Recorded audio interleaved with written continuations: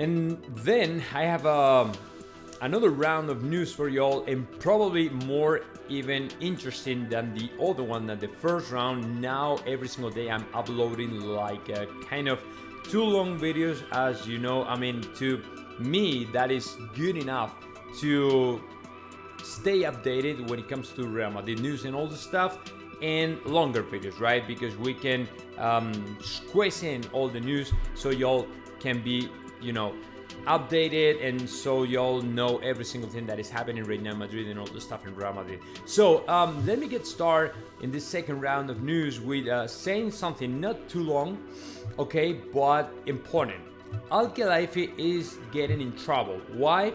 Because apparently, according to Libération is a newspaper from France, they are claiming Al-Khelaifi, he put in jail to another not business manager, but the owner of a business in Qatar.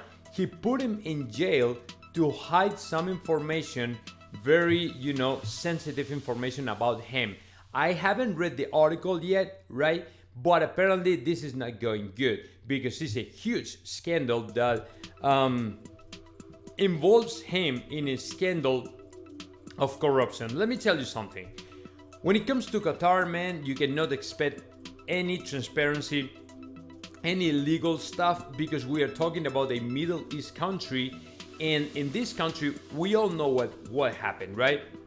And we all know how the things go down in those kind of countries, right? I mean, there's no transparency. The legal stuff, it's a kind of 50%, so these kind of things to me are not a surprise at all. So actually, it's funny, because to me, it's probably more stuff that is happening right now regarding to the World Cup of Qatar, regarding to Al-Khelaifi. These people with very dark backgrounds, with with a lot of downsides and things that you never know, and man, it's actually a few things we hear about them and their life and their story that, to me, I wouldn't be surprised if we hear more stuff, and this is just the top of the iceberg, right? Maybe it's just a little bit, and then in the next 2-3 months we start to hear more and more stuff. And to me, it's kind of weird. The Western newspapers haven't started any kind of investigation about him and other company owners and people and rich people from Qatar, because it's very, very weird what is happening there. But let me tell you, I don't know how this thing is going to end, right? But involved in a huge scandal of corruption and putting people in jail and stuff like that is big deal. I mean, it's not peanuts, it's big deal. So let's see what happens. But I don't know, Al-Khelaifi has been always playing with fire, like we say in Spain. So I don't know. I mean, I will keep you posted whatever it happens, but in France, it should be a major scandal, okay, more stuff.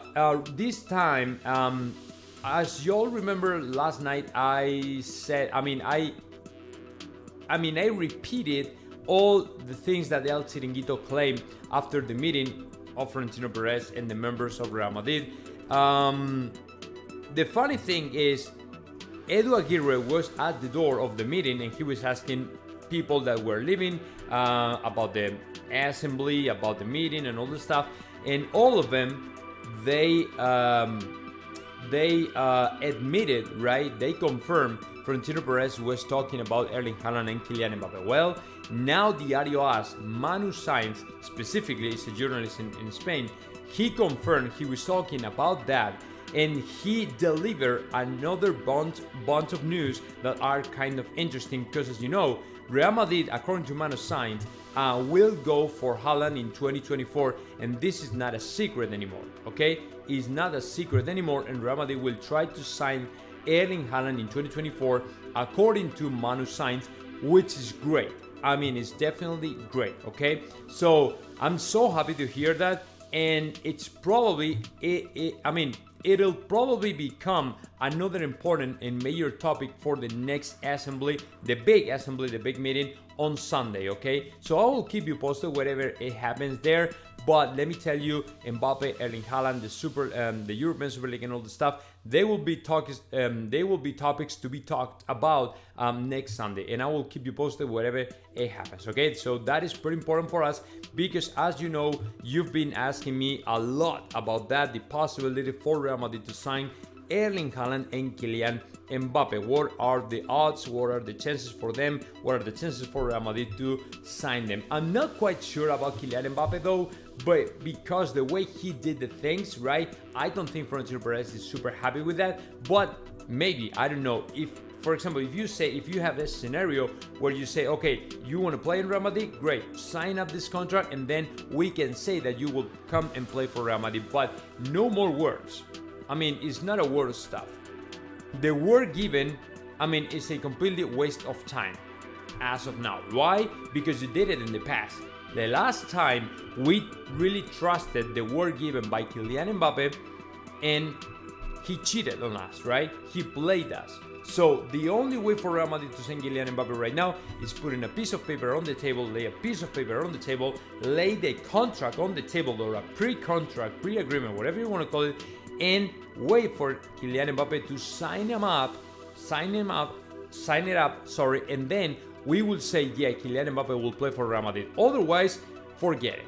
There's no other way for him to come and play Real Madrid because nobody will believe he will play for Real Madrid at all. And the word given is completely useless right now. Okay? Erling Haaland is a different thing, but with Erling Haaland, we will probably be as careful as we are with Kylian Mbappe. So let's see what happens. But apparently that is how the things are going down, or will go in the future for Erling Haaland and Kylian Mbappe. Okay, so that's number one. Number two, very important as well. This is information from Diario AS. Real Madrid will try to sign Joao Cancelo for next summer. To me, this is quite weird, considering Joao Cancelo was never in the spotlight of Real Madrid, right? I mean, it's not a player I have heard about, right, over the last transfer market window, stuff like that, and neither Ramon Alvarez-Demon nor Jose Felix Diaz or any other important journalist has been talking about Joao Cancelo. So I'm not quite sure how big is the interest of Real Madrid in this player, because as you know, we have a lot of players in the spotlight right now, or at least a lot of names on the table, starting off by Jude Bellingham. So I don't know what the point is with signing Joao Cancelo for the next summer. I mean, I think that Jude Bellingham should be good for the midfield of Real Madrid, and that's it. And then we should go all the way to the attack and sign the Erling Haaland as soon as possible, and that's it. We don't need to go crazy. We don't need to go out and say, okay, we are going to sign every single player out there. We are going to sign the best players in the world. We are going to sign players from the Premier League, the top players. No, we have a great team so far. We have a great team. We only have to make up a couple positions, right, and get some more pieces for the new device. That's it. The new device. I mean, the new team. That's it. But maybe a couple pieces. That's it. Couple players. And we don't need anymore, right? The midfield, maybe one more, just in case Toni Kroos, and this is very related to the latest news I have to, the last news I have for you all guys. Maybe Toni Kroos is the player who is going to retire next season. So that's why we have to sign Jude Bellingham, right? I mean, this right here, this is information from Diario AS. Toni Kroos want to retire on the top, still part of the footballing elite, and not when he's unable to keep up the level. And apparently he wants to make room for the youngsters, right? That's the other reason. So if Toni Kroos wants to retire, I mean, I truly understand, and that makes a lot of sense, a ton of sense. But okay, Toni Kroos is going to retire, great. Then we have to sign another midfielder. That's it. We don't need anymore, right? We don't need anymore. So why should we sign Joao Cancelo now, or Joao Gomez, or Mateus Nascimento? For what? For what? There's no point in signing them, right? So there's no point at all. I don't know, man. I mean, we will have to wait a little bit, I think. But to me, it's good enough if we sign the next year to Jude Bellingham, and then the next year, the following year, to Erling Haaland. That'd be awesome. That'll be awesome, man. I mean, we don't need more players, but I don't know. We will have to wait a little bit more. We will have to stay tuned, because in Real Madrid a lot of things can change in a blink of the eyes. So I don't know, man. But I mean, the good news, the best news is Erling Haaland signing for Real Madrid in 2024. But I don't know, we will have to wait a little bit more and see what happens. Okay, to me this is pretty much what I had for y'all, guys. Now stay tuned in the channel. As you know, well, tomorrow Friday and then Sunday we are playing against Osasuna, and of course every single more stuff that happens I will keep you posted, guys. So bye y'all, have a great day.